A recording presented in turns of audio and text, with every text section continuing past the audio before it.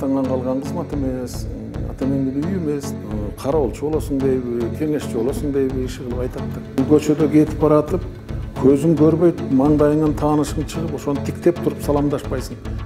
Чыныгы ашыктар баш кошпойт. Кыргыз бүркүттүн тукуму, кыргыз тоок эмес. Чыгыш керек да тоокканадан. Биз тоокканада жүдөп атабыз. Жакшы көргөн бир агам айтты. Сен чөйрөңдү тазаласаңчы деп. Алар байкап жүргөн экен, мен байкабай жүргөн экен. Кармап алып айтат: "Ай бала, сен тезирээк үйлөн. Болбосо колдон колго өтүп кетесиң." Мен азыр көбүрөөк ойлогонум эле кызым. Каза болуп калган кызым, ушуну көп ойлойм.